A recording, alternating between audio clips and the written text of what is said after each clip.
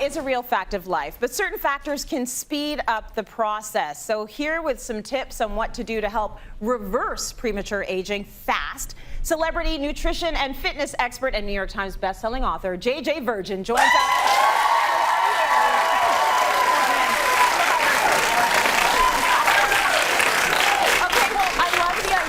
We're not saying anti-age. We're saying let's slow it down. Let's slow it down. Let's do, you know, a few tips that can help us get there in good time. And while we're aging, we will be strong as we age, right? Exactly. Graceful. Gracefully. With a little bit of a fight. Yes. Okay. And you say 50 is the new 30, but if you're doing the right things. Right. I'm 56, honey. Ooh, you look great. So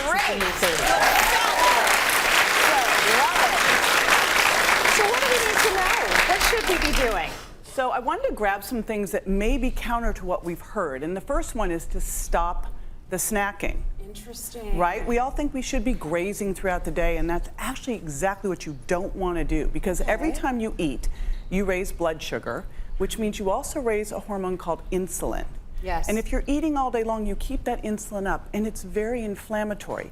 It turns out that if we shorten our feeding window, it's called time-restricted eating or intermittent fasting, we trigger something called autophagy. And that is where you do this little cellular debriding, where your body gets rid of all the gunk. Okay. So very de-aging. So we want to eat during a shorter window, and the big important thing is after dinner, shut it down. Stop it. Stop it. Is there a better, like, so it's a small window, but it should be a small window in the morning? Should it be a small window afternoon to night? It really what's depends better? on your own style. What I tell people is when you get up in the morning, eat when you get hungry. For me, that's usually around 9, 10 o'clock. Some people, it might not be till noon.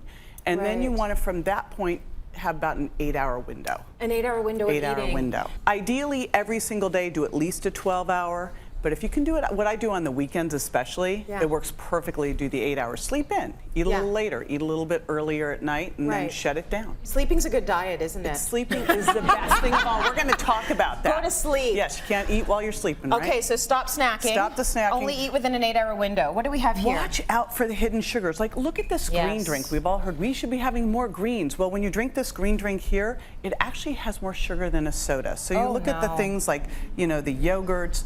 That yogurt has 11 grams of sugar. It's not that we're using table sugar. It's that these things are sneaking into places that we think are healthy. And the problem with sugar is that sugar combined with fat or protein to cause something called glycation. Think about the crust on bread. Yeah. We don't want that. I don't want to be crusty. Okay. That's what happens. No one wants to be crusty. No one wants to be crusty. No. But there's good news. Yes, what's the good news? Give me some good news. We do get this. I know, this is obviously all the the good news. stuff. But red wine has a little compound in it called resveratrol that actually can trigger the longevity genes. Okay. So, but it's a glass, not a bottle. I knew it. Right? Okay. I knew it. Dark chocolate. Yeah. Here's the perfect combo. Dark chocolate improves circulation. Okay. But again, dark, not the big candy. It's the like 70% or 85%. 85%, 90. 90%. Can we talk about, so moderation, if you are incorporating this into your diet, are you having a glass a night even, or is this once a week? Like, how are you I actually have a glass every single night. Every single night? But I've had to really watch the size of the glass, beware. It's not the like full glass, right? 3 ounces, 3, 4 ounces? About 6 ounces. Oh, 6 ounces, yes. That's good. But what you really want to make sure is you're getting a good Pinot, a good deep red that's got the resveratrol in it, and that it's one that doesn't have added sugars. So no Rieslings for you? Nope. No, you're using wines. a deep, no you're using a sweet deep wines. red wine. Dry. Do you care about organic?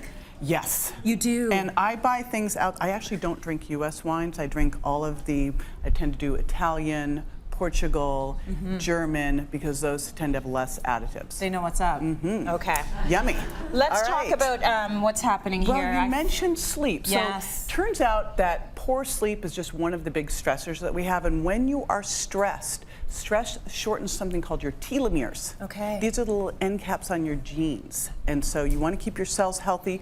You've got to really work on your stress. That could be meditation. It could be, you know, hanging out with your dog. Sleep, though, is a key one, right? Not just because you can't be eating while you're sleeping, but also when you sleep more, you actually have lower insulin. You're able to burn fat better. Okay, so you need to be really good about your sleep hygiene and get yourself into a routine. Power down hour at night. Power down hour. That hour before you go to bed. Keep that regular schedule. regular time in the morning that you wake up. And I track my sleep. Yes. I use a little ring every single night to make sure I'm getting in my 8 to 9 hours of sleep. Do you do 8 to 9 hours? I'm adamant about it. Sometimes 10, I'm a sleep binger. I love sleeping That's what we can do. Binge on sleep, not on that, right? Do you go to bed early or do you wake up a little bit later? Both. Both. Yes. Okay. Weekends are my big sleep time. Funny, you haven't talked about the fitness, and you are a fitness person, so that's got to be part of the getting a good sleep, right? But not, it's not what you think, because for a lot of people, they think, okay, I want to get in shape, I'll go run a marathon. Yeah. Well, it turns out that can be very aging, because if you're doing a lot of endurance exercise, it creates what's called oxidative stress. Yes. Plus, who has time, and it's not fun. Right. Let's be real. Yeah, So, unless you're into that thing. Right? Don't do it because you feel like you have to. Actually, you really don't want to do it. If you want to be in really great shape and de-age, you want to do something called high-intensity interval training or burst training, because that, first of all, it's short, like jump roping, for example, which I'd love to see you do in those stilettos. That's great. But jump roping, jogging, running the stairs, like sprinting, running the stairs, those types of things raise growth hormone, and you do them for just little bits of time, a couple minutes. So you're saving some time, and you're also mixing it up, and your body's working at high de-aging, capacity. Boosting your growth hormone. Very good tips. I love them. They're all, they're all easy to do and incorporate into your life in some way, shape, or form. So JJ Virgin, thank you so much for your time. You are so welcome.